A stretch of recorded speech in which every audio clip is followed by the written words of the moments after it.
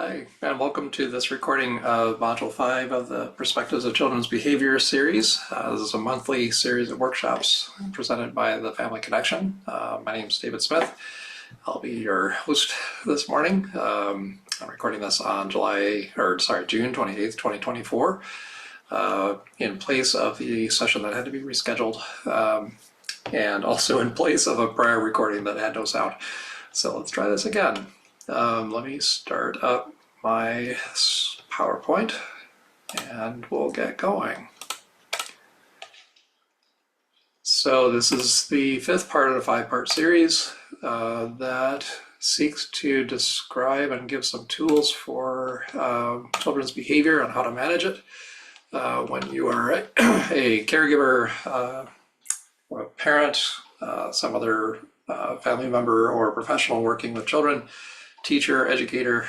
This particular one, Module 5, is oriented toward behaviors that show up in the classroom. This is a major part of a child's life. A lot of people who work in school settings have had some struggles over the past several years in managing some of the behaviors that have come up since the Great Recession of the early 2000s as well, and especially since COVID, when things have gotten a little different than they used to be. So the purpose of this course is to try to give people tools to manage some of the things that are showing up in schools with kids these days.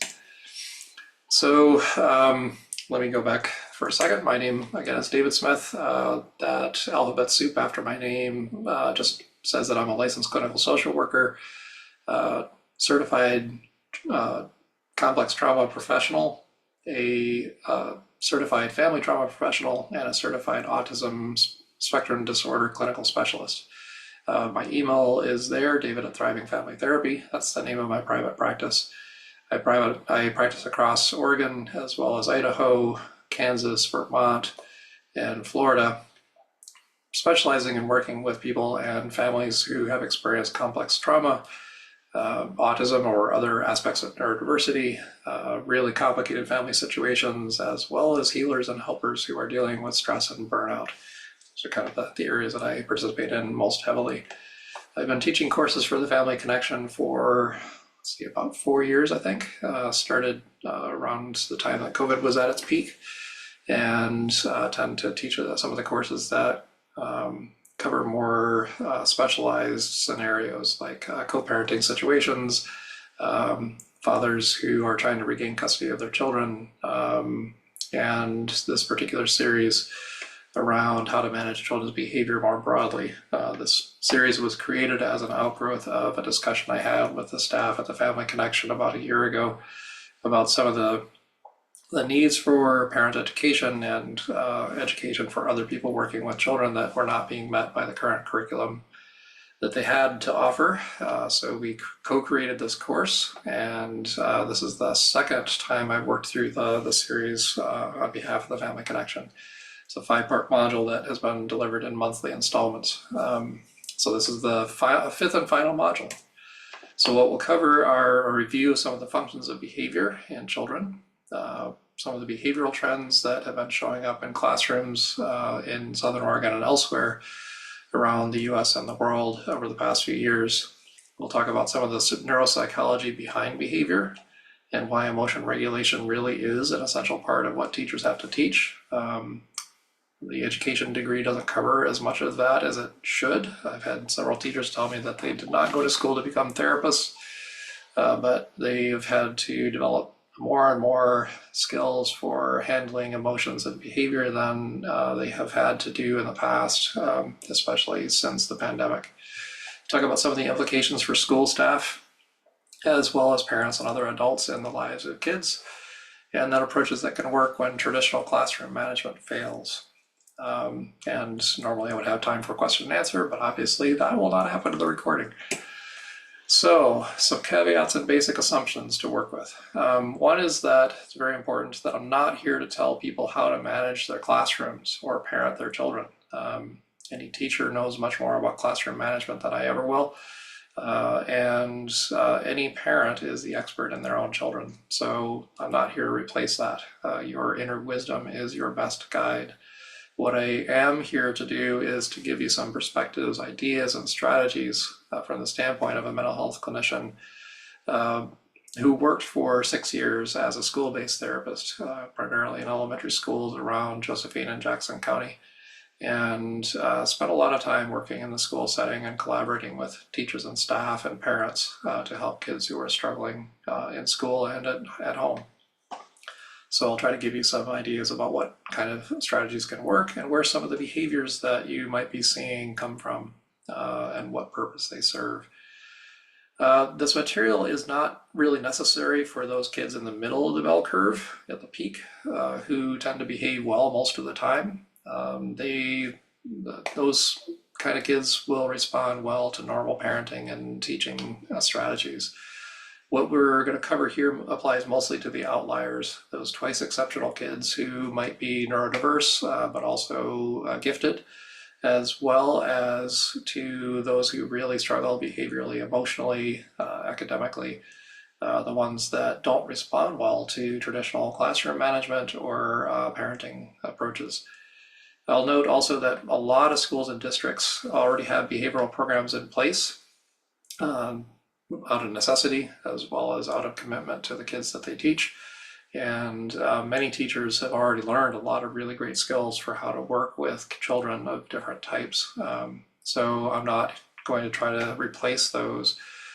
This can be sort of an add-on and an additional level of information and tools that you can use in addition to whatever you already have been working with.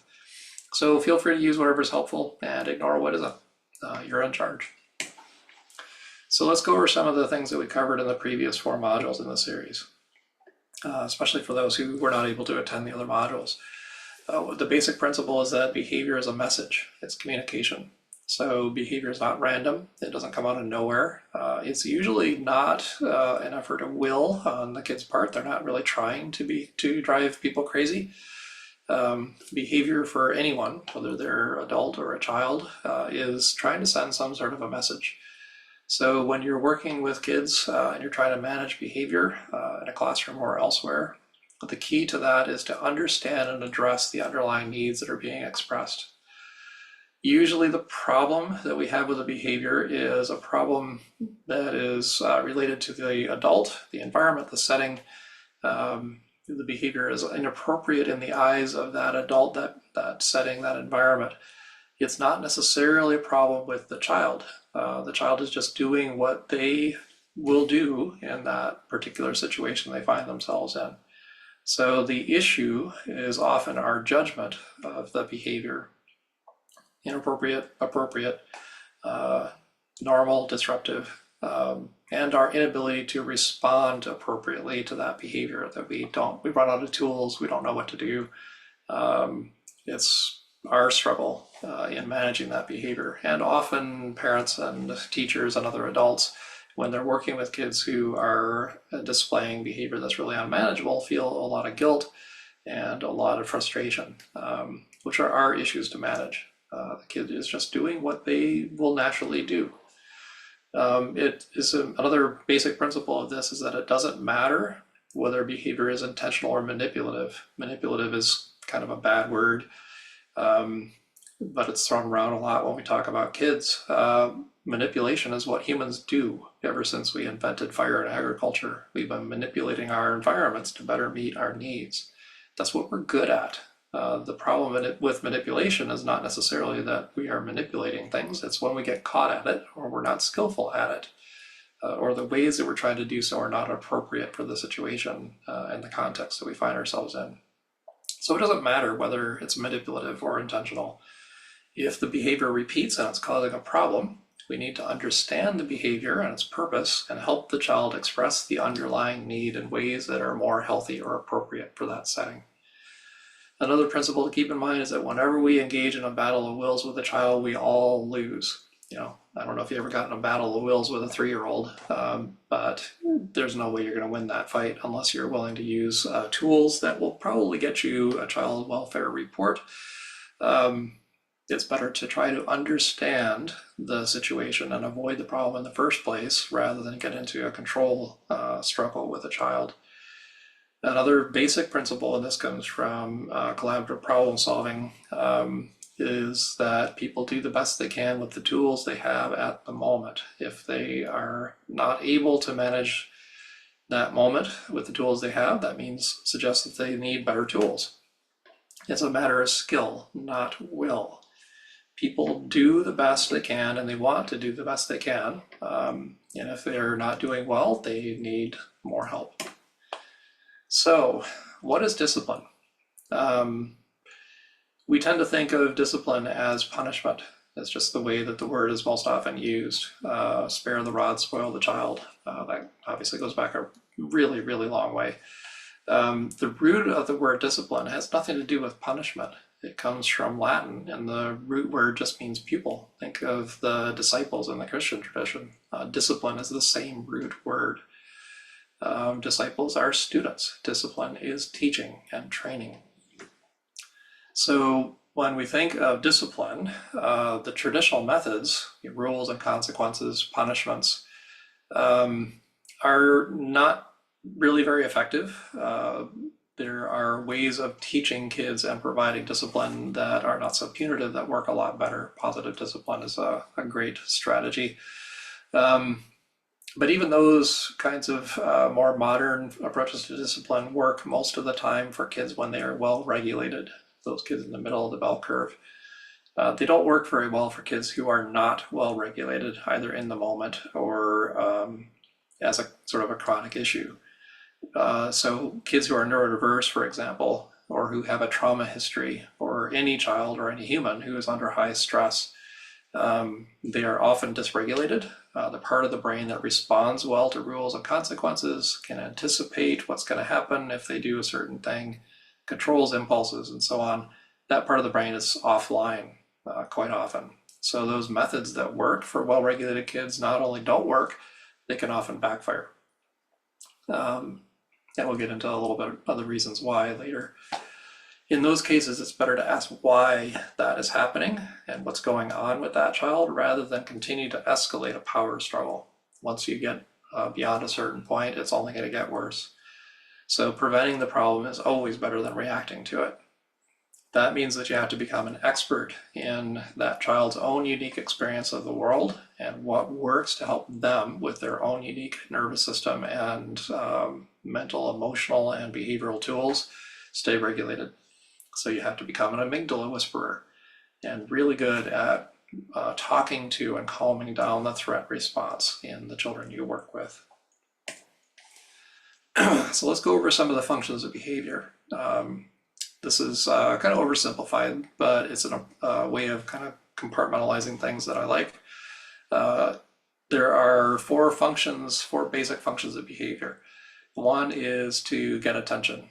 You could also call this connection seeking rather than attention seeking, because attention seeking has become another one of those sort of pejorative labels that we throw around a lot. So connection seeking behavior is when a child wants some form of connection or feedback or interaction with another person. When we say that negative attention is better than no attention, that is literally true for children. On some deep, instinctive, intuitive level, they know that if they are not getting attention from the major adults in their lives, that's a survival threat. Children cannot survive on their own.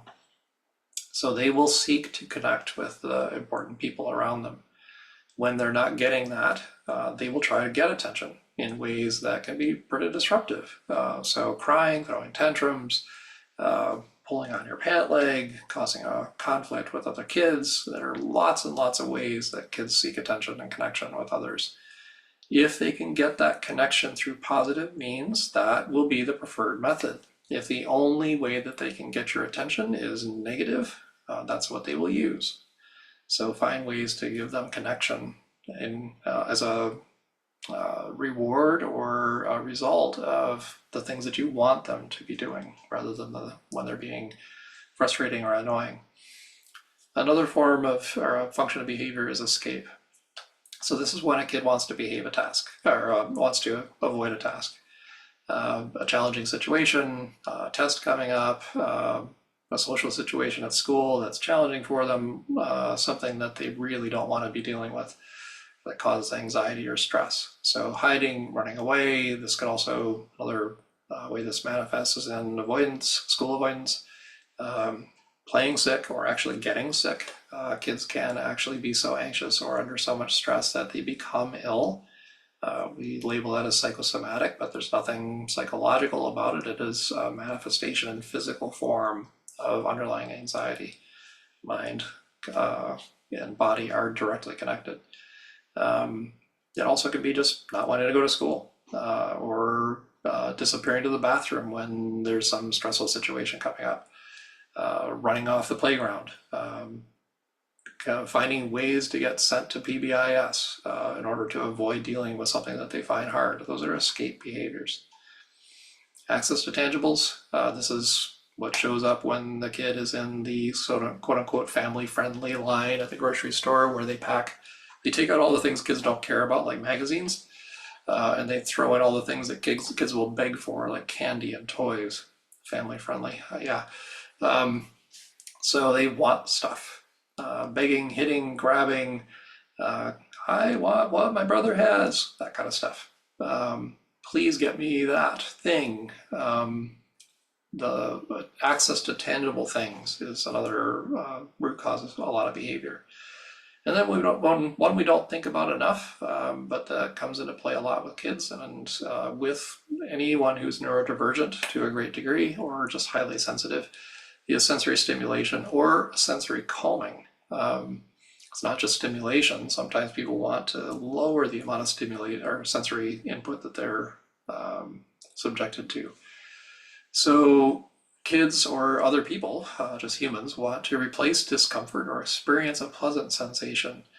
Room's too hot, too cold, there's too much noise or not enough, they are bored, they need to get energy out. This can cause all kinds of behaviors, just responding to their sensory environment, which is really dominant for children and dominant for people with neurodiversity as well. So that can manifest as anything from hand flapping to tapping feet, rocking, complaining about how loud it is, covering their ears, lots of stuff. It can just be general overstimulation, which can cause either a meltdown or a shutdown, depending on the individual. So some of the triggers for bad behavior, quote unquote, when kids are acting in ways that we find difficult to deal with, these are some of the things to look for as possible sources for that. It could be internal issues. They're hungry, they're tired, they're hangry, they're sick, not feeling well, just internal signals that they're struggling to deal with. There could be sensory issues going on. Too much or too little light, noise, touch, they're overstimulated, they're bored. Sensory issues are a major driver, especially for younger kids, but this continues. We don't think about it as much for older children, but it is still a major source of behavioral struggle. A lack of structure. They don't know what they're supposed to be doing. They haven't been given enough instruction about what the plan for the day is going to be. This is really a major issue with kids who are neurodivergent. They need to know what's coming next, visual schedules, and so on. If they don't know how to predict what's happening next, a lot of stress results, which can cause a lot of behavioral issues. There's challenging or new work coming up, situations they're afraid of. I mean, think about how a lot of people struggle to speak in public or be at center stage. But also some kids just going to school is a really hard, stressful situation to go into, especially when it's like 5th grade and they're dealing with long division. Classic source of anxiety for kids in elementary school. First day jitters, that kind of stuff. Having to wait, not getting what you want, being disappointed. That's obviously a trigger for a lot of people, including adults. Any sort of threat to self-esteem, losing a game, making a mistake, being criticized, being called out in front of the class, being laughed at by your peers. Those are self-esteem problems that cause a lot of behavioral issues. Wanting attention and not getting it. So feeling ignored, trying to get other kids to laugh and not knowing how to do that appropriately. So engaging in behavior that's not so appropriate. trying to be the center of attention, being left out. Those are major triggers for kids and adults for that matter. Lacking the social skills to handle a situation. So they want to be friends with the popular group, they don't know how. And they'll try all kinds of strategies that are not so effective in trying to insert themselves into that group, which can cause problems. Trauma reminders. So somewhere around 1/6 of the kids that we are dealing with in schools and other settings have been through some sort of traumatic event in their past. Any kind of situation that reminds them of those traumas can be a trigger, and a lot of those are not easy to spot unless we know what's going on with that child and what their past has been like. But it could be anything. It could be a time of day, it could be an anniversary of a specific date in their life, it could be a person who speaks in a way that reminds them of someone in their past, certain situation, certain feelings that are coming up, phrases, songs on the radio. I mean, almost anything can be a trauma trigger depending on the situation. And those are hard to spot. But those are some of the basic ones, and there are lots of others. They're unique to the individual, but it's important to try to examine what may be going on with that kid that's underlying the behavior that we're struggling with. So some of the basics of managing behavior. Number one, try to change the triggers. If you can understand what's going on, you have a better chance of responding to it in ways that are helpful. If that kid needs more structure, you can give them better ideas about what is expected of them. If they're having a hard time with a feared situation, you can give them more support. You can give them a bit of coaching or help them to manage anxiety. Change the triggers. Try to help avoid predictable problems. You can teach and reinforce new skills. What do we do when we're feeling anxious? How can you cope with that better? How can you handle social situations? What can you do when your friends are ignoring you, or when you want to be part of a group and you don't know how to make friends? Teach and reinforce new skills. You can provide consequences or reinforcements when the child is calmer. Does not work when they're in crisis. So when there's a big explosion, that is not the time to talk about rules, limits, consequences, punishments, or even rewards. That part of the brain is not online. So they need to be calm before those things will work, or at least relatively so. Recognize that with some children, traditional behavioral strategies don't work or backfire. Those of you who have worked with kids who are autistic or have a lot of trauma will recognize this.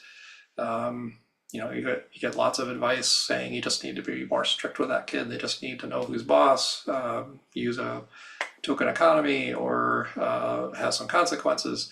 And every time you try it, it just makes things worse. And that's legitimate. That's not your imagination. These kids are so persistently dysregulated as their sort of their baseline that they see consequences as a threat. And they've been punished so often before, sometimes in ways that are really unpleasant, that those threats feel much more serious than they are and dysregulate them much more than they would a more neurotypical or average kid. And in some cases, any consequence that you could apply is trivial compared to what they've experienced elsewhere. So there's nothing that you can do that will be worse than what they've experienced before. So they don't care. And for a lot of these kids, even rewards don't work because there's nothing they really care about that you can offer them, or they have had such a persistent experience of failure in so many different settings that the possibility of earning a reward just brings up that sense of failure. I'm never going to earn it. Somebody else is going to get it instead, and they get really upset. So the key to this is helping the kid learn how to stay more regulated more of the time. You're trying to get their brain back online. I don't know if you've seen the hand model of the brain, but this is a brain under stress. It's flipped out. You want them to be more calm so that that prefrontal cortex up here is active and accessible to them. That's the part that helps them make better choices, to use kind words, predict what's going to happen, and make those more traditional behavioral management strategies work better. And always, prevention is better than reacting in the moment when the crisis is already underway. So behaviors in the classroom. I love this cartoon. This certainly was my experience trying to help teachers in the classroom as a therapist at the school in the years just before and just after COVID. It was pretty wild. So let's go over what's been happening over the past several years. Note that this is largely from 2023. I don't have access so far to more recent information, but this was pretty compelling. 70% of educators as of last year said that students are misbehaving more, and a third of teachers say much more compared with pre-pandemic, fall of 18 or 19. 80% of educators said that students are less motivated to learn after the pandemic, and 68% said that students' morale is lower. Now, this may have improved somewhat since then as kids get back to normal over time, but some of those issues are persisting for a very long time and have not really gone back to the way they were before the pandemic. In 2022, the School Pulse Panel survey showed that most public schools agreed or strongly agreed that the pandemic had a negative impact on behavioral development and socio-emotional development. Not surprising. I mean, that should make intuitive sense to pretty much everybody. But some of the behaviors that most public schools reported as increasing included some pretty serious stuff: physical attacks and/or threats of attacks, rowdiness in the hallways and public spaces, classroom disruption, tardiness, disrespect, or verbal abuse toward teachers and staff. 79% of the educators reported needing more student and staff mental health support, and 70% said they needed more training in students' social-emotional developmental needs. And even before the pandemic, a lot of teachers were telling me as the school-based therapist that they did not get the kind of training in mental health and behavioral management in their training programs or their professional development courses to try to address the problems that were coming up with kids. It's a different world than what a lot of these teachers learned about, especially the older ones who've been in the system for quite a while and are very experienced. The training programs back 15, 20 years ago didn't include much information about how to manage some of the stuff that's showing up today. A study by EAB that was released in 2023 summarized findings from a survey of more than 1,000 district and school administrators, teachers, and support staff, where they found that 84% of teachers said that students are developmentally behind in self-regulation and relationship building compared to students prior to the pandemic. Again, no surprise when you are at home in who knows what kind of environment, learning as one of many Hollywood squares on a screen. You're not getting a lot of the opportunities for learning self-regulation and relationship development that you would if you were in a normal school setting. Teachers were also reporting that they are increasingly the target of disruptive student behavior. It's not just things happening between the kids. It's now directed specifically at the school staff. Classroom incidents involving physical violence more than doubled since the beginning of the pandemic. And certainly around here in Southern Oregon, I heard some crazy stories.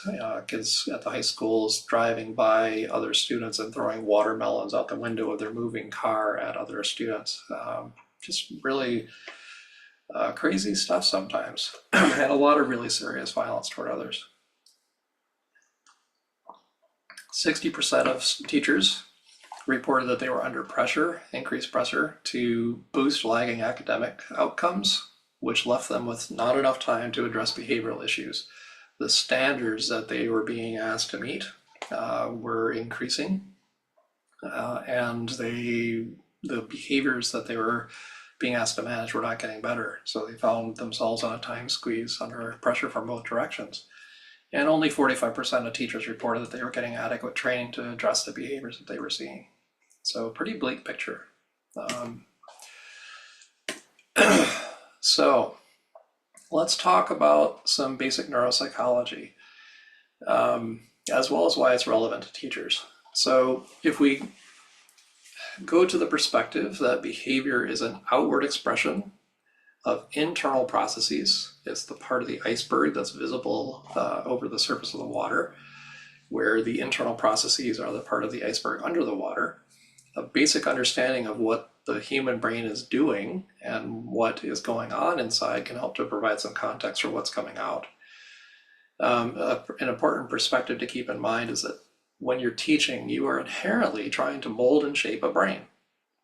That's what teaching's all about, especially when you're working with younger kids. But this continues if you think about the fact that the brain continues to develop rapidly until the age of about 25 or 26.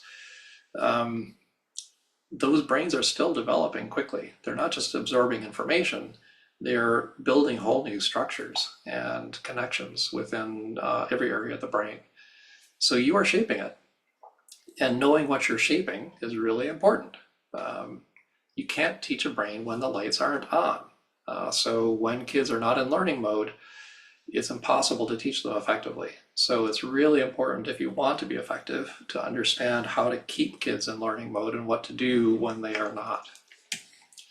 So let's go over a little bit of the human brain. I won't spend a lot of time on this. You're welcome to pause here and read through this if you're really into the brain. I am, but not everybody needs to know this or get into a lot of detail. There are three basic structures of the brain, and Dr. Dan Siegel's hand model of the brain is a good one. So the way he describes it, this is the brain stem. It's the part, it's labeled on the left side of this slide. It's the most primitive part of the brain, and it controls breathing, blood pressure, heartbeat, swallowing, all the autonomic functions that just have to keep operating without conscious thought. It's back here at the very base of the brain. And that develops during the fetus's developmental stage in utero. It's the first thing that forms. It's the most primitive part of our brain in evolutionary terms, and it's essential for our life. If that goes down, then we usually die or go into a vegetative state. That also includes the cerebellum, which manages balance, coordination, fine muscle control, and certain aspects of memory as well. Above that, in the hand model of the brain, is the limbic system. You can see more detail about that in the right-hand slide. That is sometimes called the emotional brain. It's the second part to develop. It comes online between the second trimester of pregnancy and about 18 months of age, at which point it's pretty fully developed. It's largely in charge throughout infancy, up until about 18 to 24 months. That's where they're operating from. That's why they're so emotional. It's all they've got. It remains a major part of our brain and our functioning throughout life. It's responsible for detecting threat, for handling deep emotions, for emotional memory, those things that are really emotionally loaded, like our birth of our first child, graduation, getting married, the most difficult traumatic events that we've had. That's the part of the brain that's engaged. And it's our internal smoke alarm that senses danger and takes over to get us to a place of safety. That'll become really important later on. So you can see on the right-hand slide what some of the basic structures are there. The one that's most famous is the amygdala. It's from a Latin word for almond, because it's shaped like an almond. And it is part of the brain that detects threat and danger. And then the hippocampus is the part that remembers those emotionally loaded, intense moments and is responsible for integrating those memories into the broader brain structure. And there are other pieces of that. And then above all that is this more complicated part wrapped around it. The last part to develop, the newest and most advanced model in our evolutionary path. Prefrontal cortex is up here in the front part of the brain. It's responsible for things like making good choices, using kind words, being able to get along with others, social relations, detecting and interpreting facial expressions and other nonverbal language, use of language, fine math, motor skills, all the more complicated things that make us fully human and distinguish us from other animals. When the brain is offline, or when we detect threat, the limbic system activates. When we are calm, all those features in the higher cortex are online and we have full access to them. When we detect a threat or we're in a state of high emotion, anger, fear, excitement, love, hate, disgust, frustration, the emotional part of the brain takes over and our lid flips. So all this higher functioning, including making good choices, using kind words, cooperating, collaborating, understanding, rewards and consequences, all that stuff is gone. When you are being attacked by a predator, you can't afford to be thinking about what your best strategy is. And so the amygdala and the other structures of the limbic system take over. The wiring within and those structures and between that and other parts of the brain is 100 times as fast as the wiring within the prefrontal cortex. And it just gets us to safety using whatever strategy seems most effective in the moment to that more primitive part of the brain. We are out of there before we even recognize what just happened. And we have done things to help ourselves get safe, which we might not have done in a more rational moment.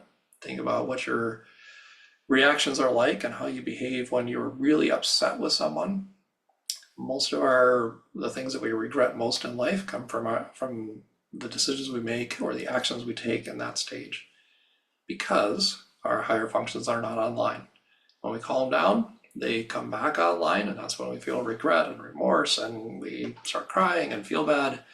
But in the moment, we are responding out of the limbic system. So there's an important concept called the window of tolerance. Every unique individual has their own window of tolerance for stress, strong emotion. Just think of it like an electrical circuit. Emotion is just energy flowing through the system. It doesn't matter whether it's good or bad from our own perspective. It doesn't matter if it's excitement or fear. It's just energy flowing through the system. And we have our own unique window of tolerance for that, just like every electrical circuit has its own capacity to handle current. If you go outside that zone of what we're able to handle, one of two things happen. Either we become hyper aroused and go into fight flight, we're emotionally reactive, we panic, we go into a rage, we're hyper vigilant, we feel and look stressed. That's hyper arousal. Or the opposite extreme, we shut down, go into hypoarousal. This is the freeze response, the deer in the headlights, the playing possum. We feel numb, we get detached, we start reacting more slowly, feel exhausted, need to rest, we shut down, we dissociate, we check out, the lights are on, but nobody's home. At its extreme, this can be the trauma response where someone is detached from what's happening to the point where they're up on the ceiling watching it from as it's someone else, or it's a movie. That is an extreme state of hypoarousal and dissociation. And these are normal human reactions, mammalian reactions really, to stress. It's what we're designed to do. Each person has a unique window of tolerance, and it varies day by day. So think about how you respond to stress when you are well rested, you've had a good breakfast, you had positive interactions with the people in your house, and you've had time and the weather's beautiful, versus a different kind of day when you got no sleep, you missed your coffee in the morning, you had a major argument as you were on your way to work, you're running late, and it's raining like crazy. The way you respond to those 2 days is going to be very different. That's because your window of tolerance is different. The same amount of stress will cause a very different reaction depending on where you are with your window of tolerance. And the same situation will cause a different reaction with different individuals because their window of tolerance is different. So one child in your classroom may be able to handle a situation that is really hard for someone else who is more emotionally or sensorially fragile. So you'll notice in these two curves, the curve itself is the same, but the window of tolerance is very different. So one of the things that we do when we're working with children is try to help them increase their window of tolerance so that they are more resilient and resourceful under stress, and they're able to handle the same situations without going into either freak out mode or shutdown mode. So one of the basic things to remember is that you don't provoke the Hulk. When a child or any human is outside their window of tolerance, when they're reacting, especially from that hyperarousal state, they are in this mode where the parts of the brain that would normally limit their behavior are not operating. And I don't know if you read comic books, but the Hulk is, in normal life, he's a brilliant scientist named Dr. Banner. Bruce Banner. He is, when he's calm and in his right mind, he is incredibly intelligent. He's brilliant and very mild-mannered, just a really kind, wonderful guy. When his threat response is activated, he turns into the Hulk. And the Hulk has not a lot of brain. He interprets situations from a very particular perspective. It's either a threat or it's not. And if it's a threat, Hulk smash. And kids and humans do this. When anyone is pushed far enough, they will turn into the Incredible Hulk, and they will just try to get the threat extinguished in whatever way is most natural to them. Run, fight, hide, shut down, turn into a people pleaser, try to fawn with the aggressor, whatever their natural state is. The basic rule is when someone is in Hulk mode, you don't provoke them further. You have to get them calm before you can engage with their brain in a way that's going to work. So calming someone down is usually the first step. So remember, when someone is behaving in ways that we find difficult to deal with, most of the time it's an issue of skill, not will. Now let's just face the idea that some kids and some people really do have the skill to handle things and choose not to. They just, for whatever reason, enjoy provoking other people. Or they just really like picking and poking. Siblings often do this to each other. They could choose to behave better. They just don't for whatever reason. But with those persistent behavioral problems that come up over and over again with a given child, it's usually because they don't have the skills to handle what they're being asked to deal with.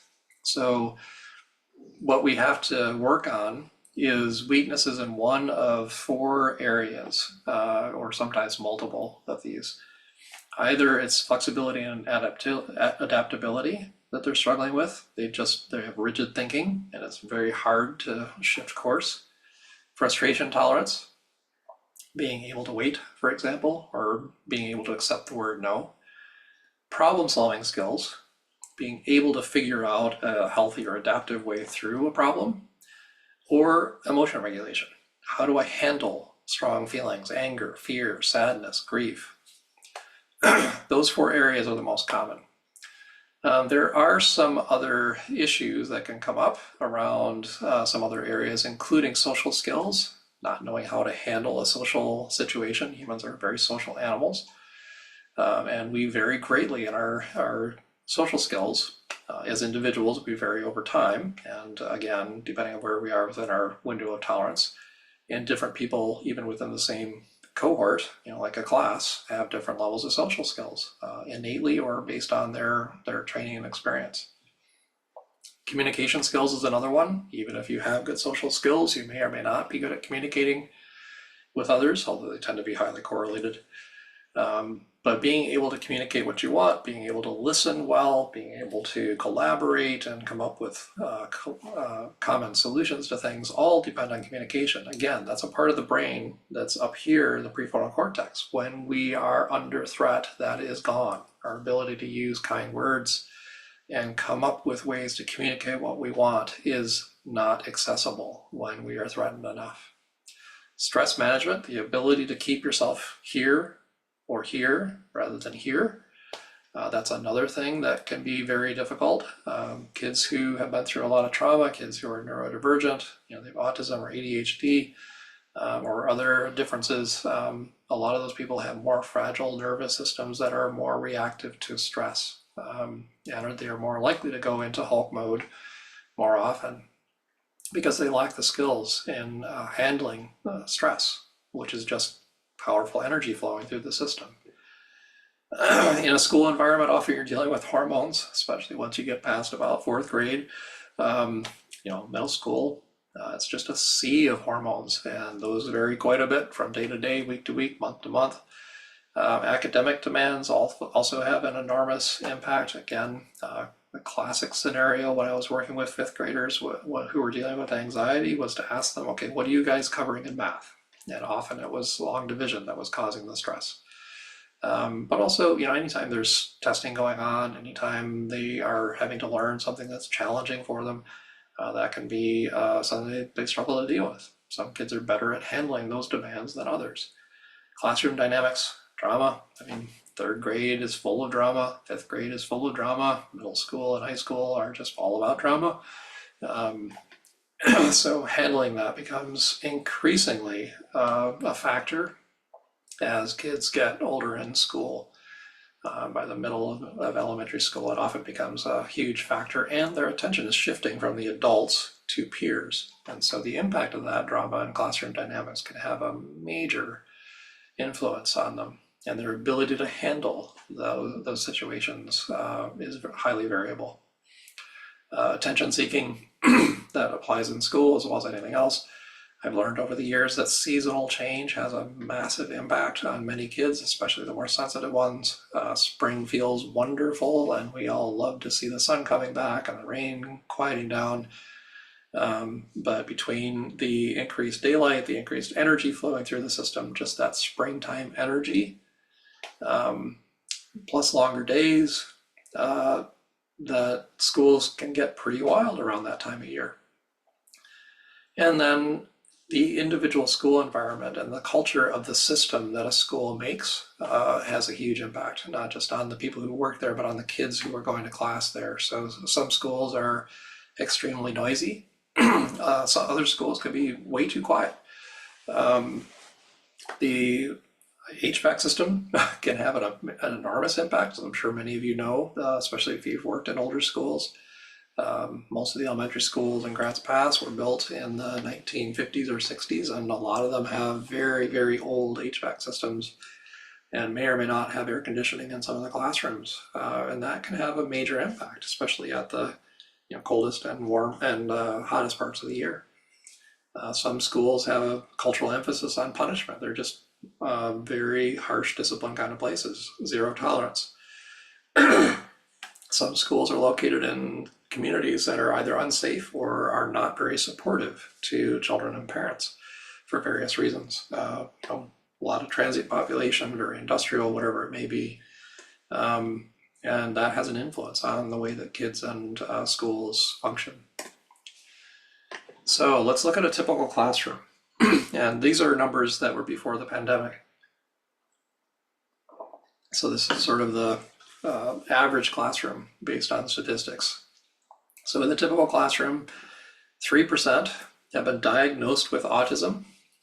That's probably an underestimate because diagnosis of autism is still a problem, especially for girls and people of color.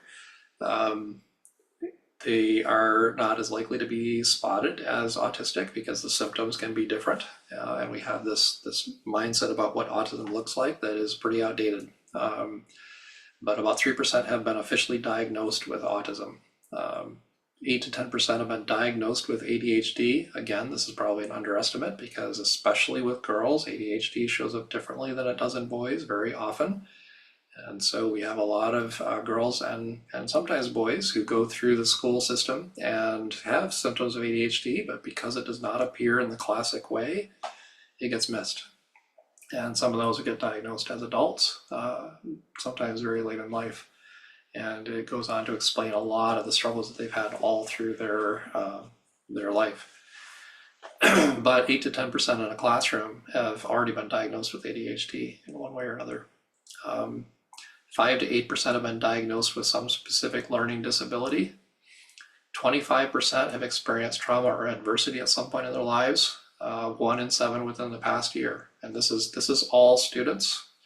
By the time you get to high school, those numbers are pretty solid, but many of those people have experienced those in elementary school or earlier. It's all too common. And again, trauma is underreported. So these numbers are probably a low end estimate. 10% have been exposed to violence in the home, either directed at themselves or a family member. There are 12 to 16% who are living in poverty. And again, the federal poverty statistic is very low compared to what it actually takes to live in our society. So this is actual poverty, which is really, really poor. People can be at 200 or even 300% of the official federal poverty line and still be desperately struggling to make it as a family, especially in places like here on the West Coast where cost of living is very high compared to the national average. 20% of those kids do not have access to adequate food at the home.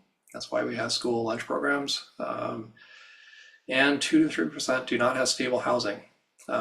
This means they don't know where they're going to sleep tonight.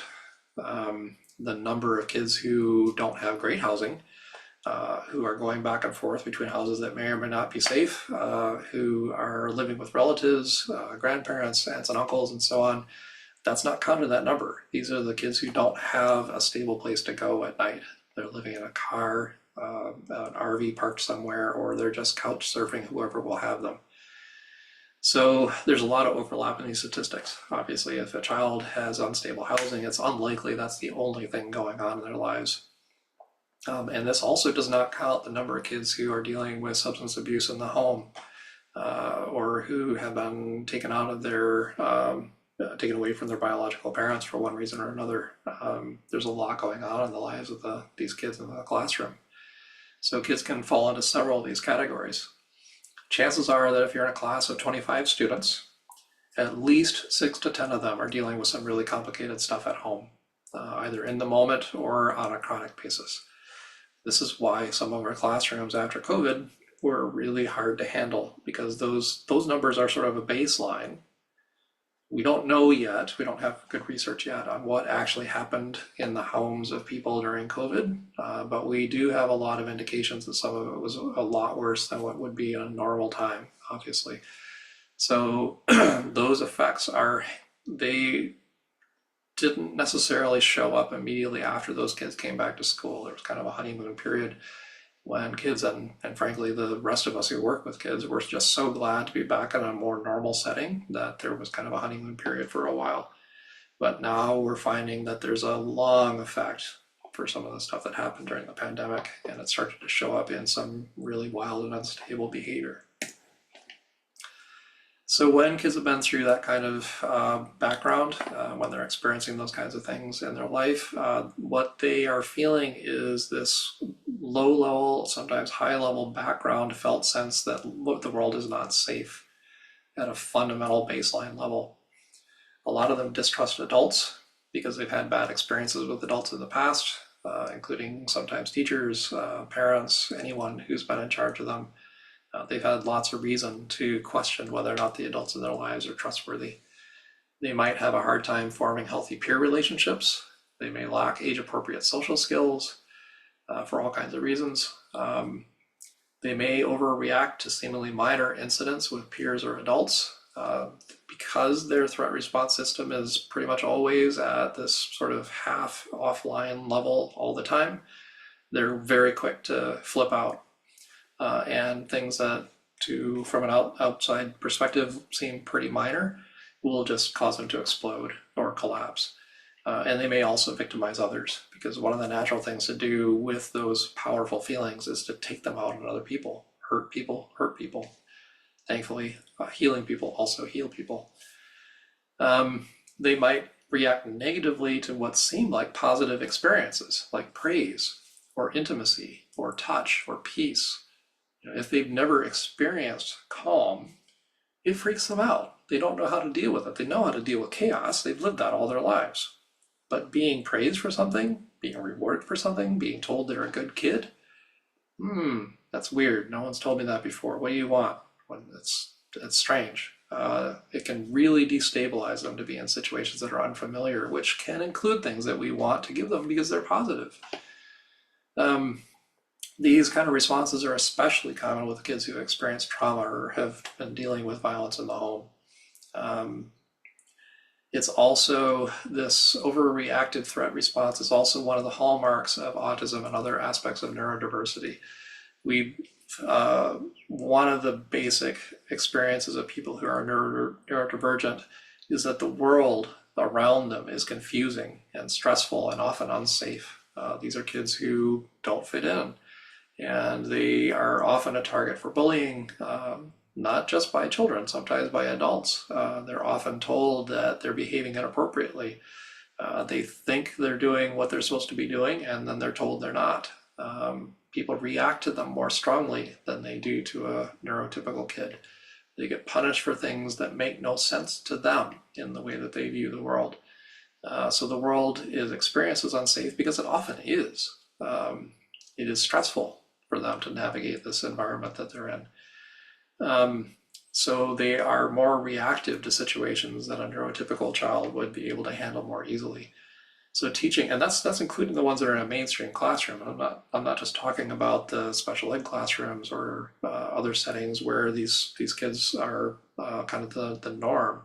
A lot of these kids, whether they've been diagnosed with some aspect of neurodiversity or not, are in a mainstream classroom, and they may appear to be neurotypical, except that some of their behaviors are kind of unusual and hard to put a label on.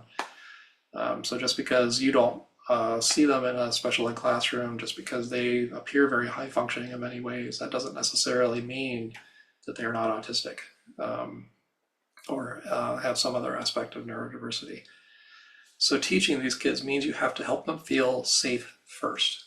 When the brain is here, you can't teach them. That part of the brain is up here, it's offline. They have to be at least here before they can start to absorb information, and ideally here. So they have to feel safe first. You have to get that limbic system in here, offline, so that they're not in Hulk mode, they're in Dr. Banner mode, and then their inner brilliance can come out. So you have to help them regulate. So I understand that teachers are under incredible pressure to help students meet their academic standards, to teach the material. And I've heard a lot of teachers say, it's not my job to help kids deal with their emotions. I don't want to know or need to know about what's going on in their lives. I'm here to teach. I've got all this material I have to cover. And I get that. I mean, that is true. That's what teaching is supposed to be about. But if their brain is offline, you can't teach them anyway. There's no way you're going to get that kid to meet their academic standards if you can't reach them because they are stressed out, they're hyper emotional, they are dealing with really complicated stuff at home, they're coming into school not in learning mode. So yes, you do have to become a bit of a therapist and learn how to handle some of the emotions that they're dealing with. If they're dysregulated, the part of the brain that could learn is offline. So you have to get them and keep them within their window of tolerance if you're going to reach them. So yeah, you do have to learn how to handle their feelings and their stress, and it really is part of the job. So let's discuss some important caveats. There really are kids who are, they're not up here, they're behaving badly, but they are doing it intentionally. Their habit is to test or defy authority. And sometimes that's not due to any feeling of unsafety in the moment. It's not due to any aspect of neurodiversity. It's not necessarily due to trauma. It's just because that's their personality. They just test the adults. And they could choose to make better decisions. They just don't want to for whatever reason. Those kids do exist. And they are difficult to handle. So you can keep in mind this background that I'm trying to give, that kids are, they might be up here, they might be reacting out of a lack of skill, out of dysregulation.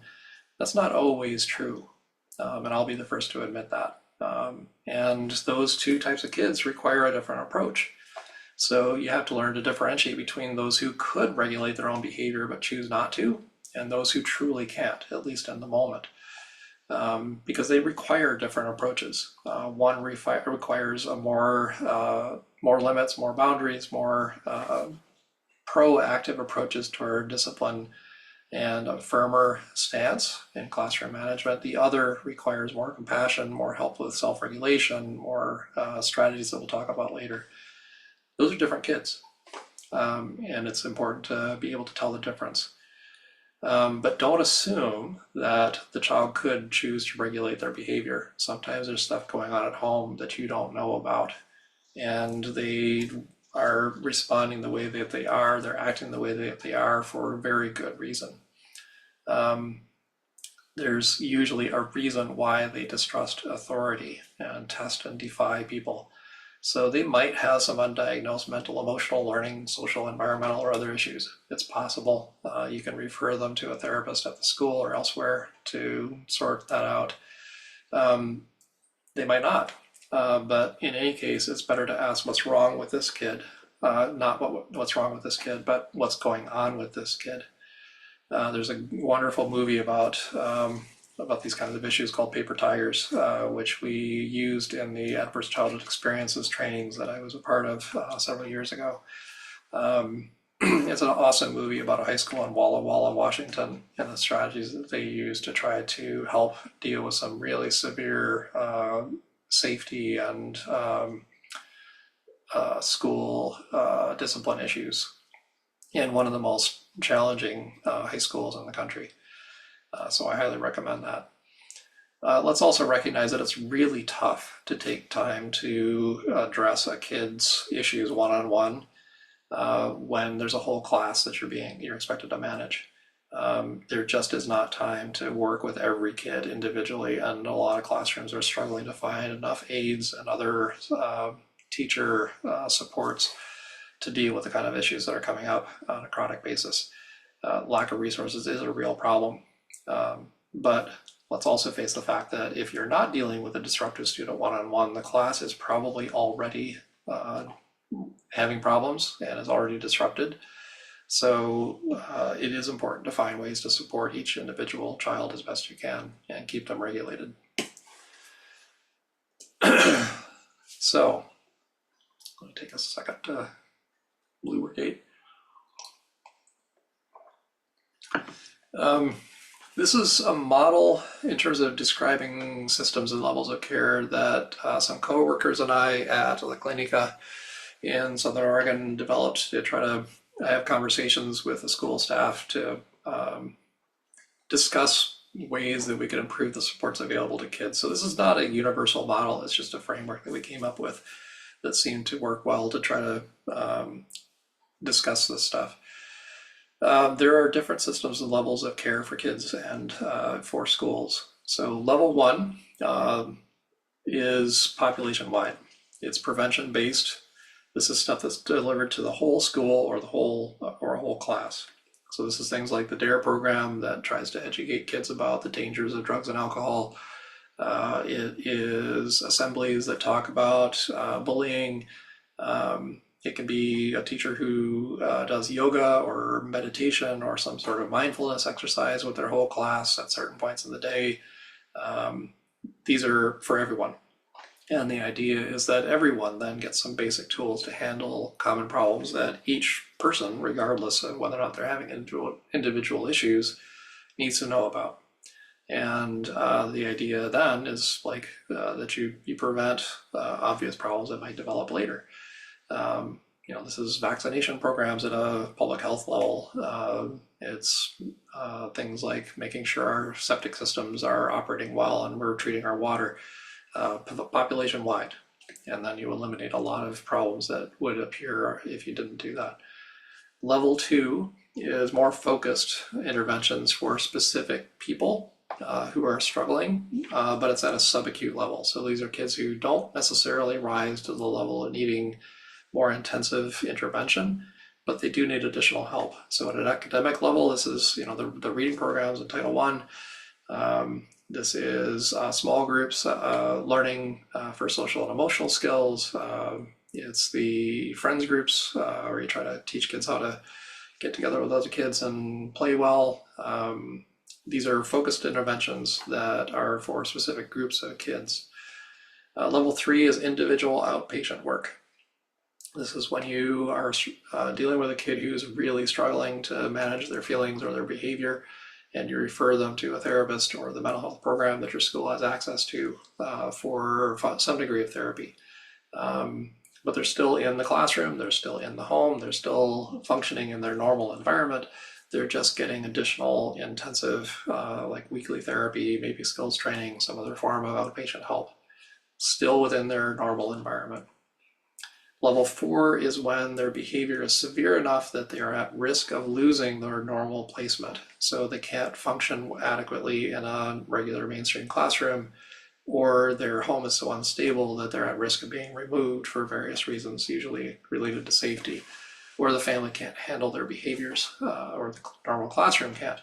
So then they're referred to what we call level 4, which is sort of an intensive level, trying to sustain their placement within the normal environment as best you can. So these are the special ed classrooms or behavioral classrooms within a district that some districts have access to. This is in therapy world. This is the day treatment programs where a kid is still living at home and still attending classes, but it's in a much more supported environment. They are getting a very high level of help trying to keep them within the parameters of a normal environment as best you can. And then level 5 is when they can't do that. There's so much safety issue or such high demands for additional support that they need to be in a supported environment all the time for either safety or just to have their basic needs taken care of. So this is like Children's Farm Home, Jasper Mountain in Oregon, or it is that they're removed to a special school for behaviorally challenged kids. It's a lot of things where they're in a very contained environment. Let me get back up a little bit. So the reason why that's a pyramid is that ideally we catch people at the lowest level of care needed to sustain them and help them function well. So you don't refer to the higher level until the lower levels have proven to be inadequate. So you don't refer a kid who's struggling with making friends at school directly to level 4, for example, or even to level 3 until you tried a lower level of intervention first. So some strategies for handling challenging behavior. This is talking about when something's happening in the classroom or other places at school or even at home that's just really disruptive and causing a lot of problems. So like crisisol. First principle is stop. Don't just do something, sit there for a minute. You've got to make sure that you've got a strategy for addressing that. Don't just dive in because you might make it worse. And you have to make sure that you are at least here and hopefully here, not here, in your own emotional state before you intervene. Safety always comes first. So if you've got a kid in a classroom who's threatening people with scissors or they're throwing over chairs or desks or whatever, first clear the crowd. Curious onlookers are at risk for themselves and they always make a situation worse. So you want to get the bystanders out of the way and isolate the issue. And then for the person who is melting down or having a serious disruptive problem, make sure that they don't have access to any more dangerous objects. Try to remove anything that could be used as a weapon either toward themselves or others. Use non-threatening body language and tone. So that's turning sideways, you're not being confrontational, you're also not giving anybody your back. You're in a receptive stance, like a 45-degree angle. So you're not directly confronting, but you're prepared to respond. And you keep your body language and tone neutral. You don't come in hot and heavy. Remember, you don't provoke the Hulk. You also don't want to be super passive. You want to be neutral. Give them space. Any threatened animal does not like to be trapped, and that includes humans. It includes children. So leave them an escape route. Don't corner or confine them. In the mental health world, the most severe form of restriction is isolation, and you have to have very specific protocols in place for handling that. Don't trap a child any more than you have to. Give them some space to maneuver. Once you push them against a wall, their reactions are going to get more extreme. Help them regulate, and that means co-regulating with especially younger children.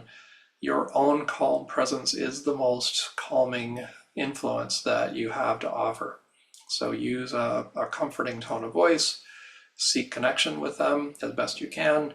Remember, you're trying to connect with this emotional brain, so it can't be two emotional brains. It's got to be your calm self trying to get to the point where you can create some kind of connection with that kid to help them calm down. And use your influence to co-regulate them so that if they're bouncing all over here, you are bouncing a little less and they will eventually calm down. Once the issue is past and you've gotten them to a place of safety, continue to calm them. Just because the crisis is over, it usually takes more than just a few minutes for someone to get to the point where they can talk about what's happening. Most kids, when they've had a really extreme meltdown, will go into a state of emotional collapse and they'll feel a lot of remorse, they'll cry, they'll shake, they need to process that through also. So once they're truly calmed down and the brain is mostly back online, or hopefully all back online, that's when you can talk about what happened. Again, your emphasis is not punishing. That's not the time for consequences, because now you're risking another flip out or freak out. You want to understand what happened. You're debriefing so that you can prevent the next episode. So some things to keep in mind. Any form of public shaming or exerting power or control is going to backfire. When you're dealing with the Hulk, that will just throw gasoline on the fire. Make sure that you're monitoring and managing your own state of regulation. Use the oxygen mask rule that they talk about in airplanes. Put your own mask on first, because if you go down, everything goes down. If you're not calm, you're not going to be able to calm anyone else down. If you have to, and someone else is available, tap out. I've seen a lot of cases where the principal would try and would start getting more and more escalated because this kid was doing something that they just found intolerable, and they would ask the assistant principal or the behavioral person or the therapist to come in because they knew they were about to make the situation worse. And often the teacher would be the first person to tap out and ask an administrator to come in and help. That's wise. When you know that you can't handle a situation calmly, ask someone else to come in and calm yourself down until you can come back. Watch your own motivation. Are you truly trying to help this situation get calmer and safer? Or are you in there trying to enforce compliance or demanding respect or expecting conformity or trying to control the child? None of those latter things are going to work, at least in the moment. Yes, you have a right as a professional, as an adult, to a certain amount of respect, but this is not the time to handle that. Flexibility is crucial. So anytime you're working with a child, you have to work with them at their level, and you have to adapt your strategies based on that child's individual makeup. You can't expect hummingbirds to act like St. Bernards or vice versa. And again, prevention is always better than reaction. By the time you've gotten to a crisis, the system has failed. So you have to improve the system to prevent the next crisis. So it's really important to play detective. If you're consistently having the same problem with a behavior or expectation, don't beat your head against the same wall over and over again. Try to figure out what's going on and get deeper. Identify what the triggers are. Is it internal issues? Is it sensory issues? Is it a lack of structure? Is it challenging or new work? Every time we do math, this kid freaks out, does something dramatic, and gets sent to PBIS. Okay, why? What's going on? Whatever strategy they're using, no matter how extreme and disruptive it may be, they're using it for a reason. It may not be a conscious reason, but if you can find out the reason, you can help find a more adaptive or appropriate way to address it. Figure out what it is. Remember that when people are in distress, they either take it out on themselves or they take it out on the people closest to them. So help reduce the distress. So some ideas that you can try are to change the triggers. If it's around something like fear of a new situation or a difficult task, try to model it or explain it in a way that gets through to them. Show them or help them figure out new strategies that will give them a sense of mastery and control. Try to remove avoidable stressors. If a kid is really struggling with their handwriting and they're a perfectionist and it just freaks them out every time, they get super upset, try to find other ways for them to complete the assignment. Make it fun or multisensory. Most people in schools have wonderful tools for doing this. Try a different method. And then a lot of kids, especially those who are neurodivergent, respond really well to visual supports as opposed to words. So come up with social stories, cartoons, videos, other ways of explaining what's needed. Teach a growth mindset. Most schools are using this these days. The basic idea is that you try when it's hard, not when it's easy. And that failure is normal and acceptable.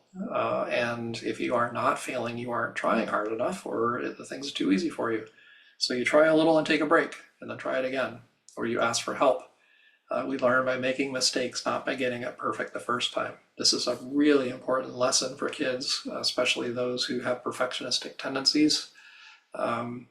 They have to know that making a mistake is actually a good thing and get rewarded for it, not necessarily punished for it.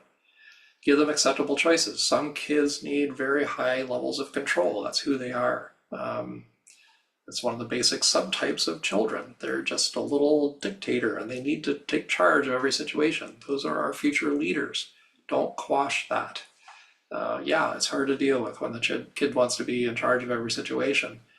And yet we want them to remain leaders. We just want them to use their leadership skills for good, not evil. So give them some degree of control and choice.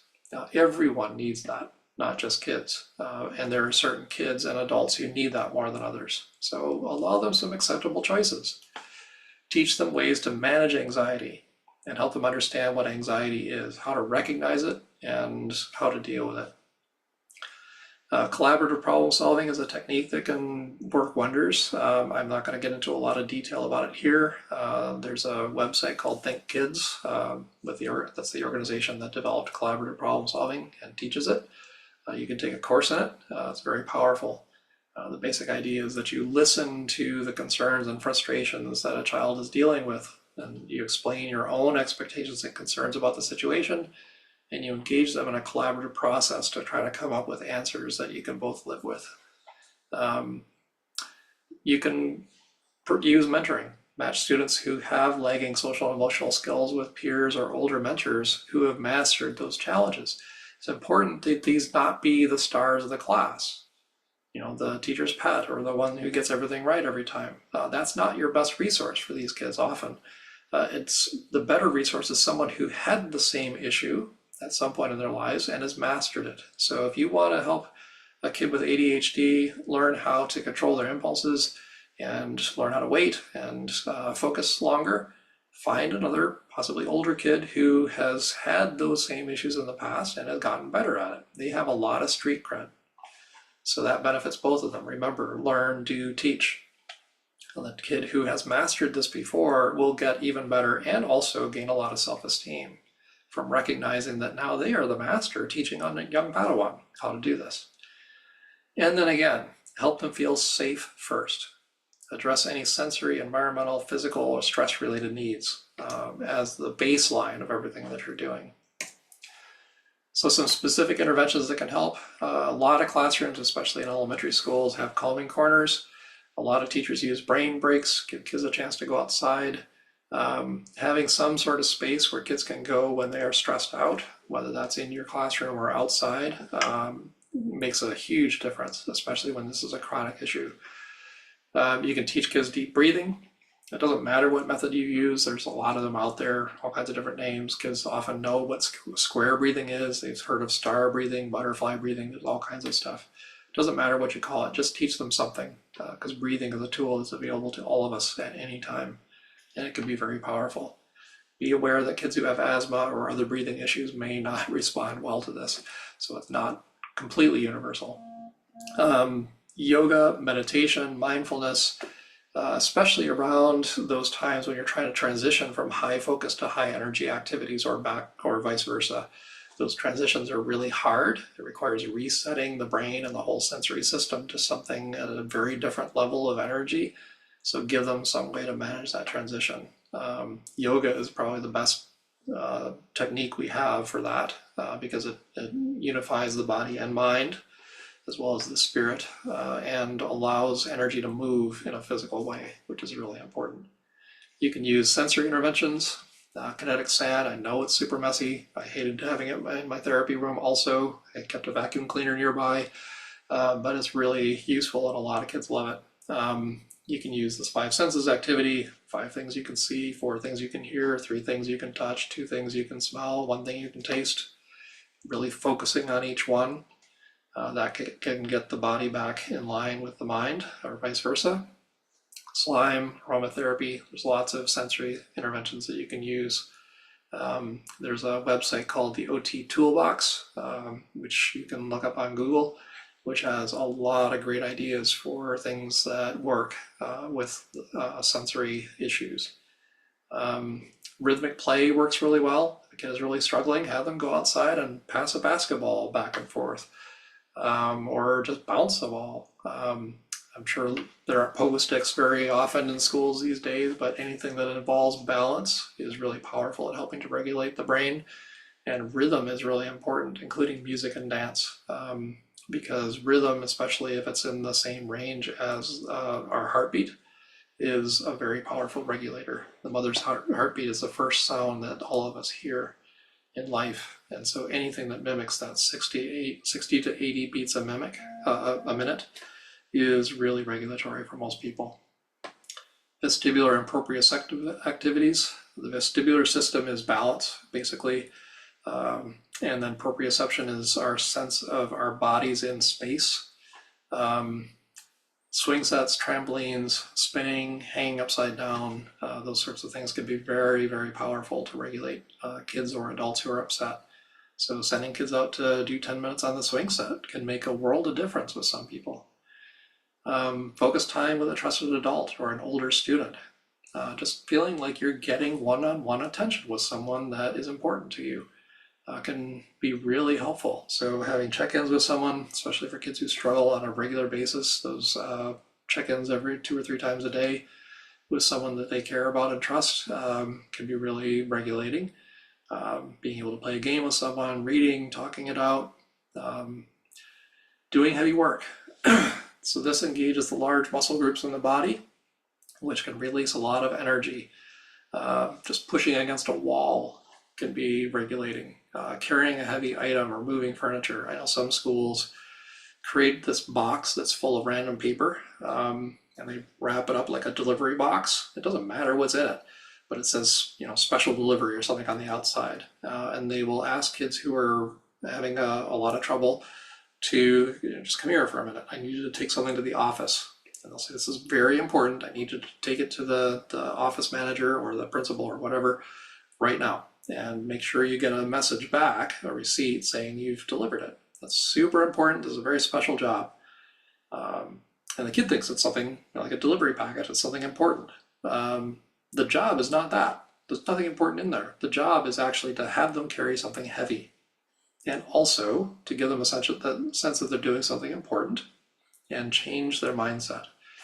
So that can make a big difference. Safe touch where and when it's appropriate.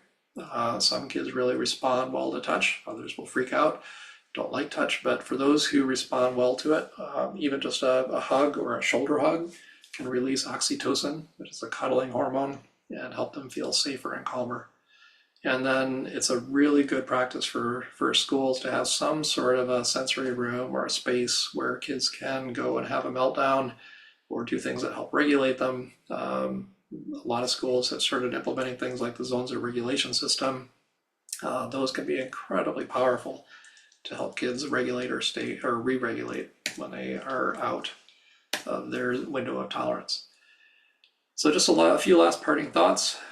Remember that all the research shows that having even just one adult in a child's life who is there for them, values them, supports them, sees them, makes an enormous difference. It could be a lifesaver, quite literally. It doesn't matter who it is. It could be a parent, ideally, but it could also be a grandparent. It could be a teacher. It could be a coach. It could be a member of the clergy, a neighbor, a therapist, anyone, as long as that person really cares and shows a consistent concern for that child and their well-being. They will remember that person forever, and it can really turn a life around. Resilience builds on a child's and family's strengths to help them recover from their difficult experiences. And resilience in that way can take them from just surviving to really thriving. So going through hard times is not necessarily something that is traumatic. It can actually be a wonderful resource later in life that can make people more compassionate, more caring, and more understanding human beings. It's not the event that causes trauma. It's the response to it and whether or not we get the help we need to get through it that makes all the difference.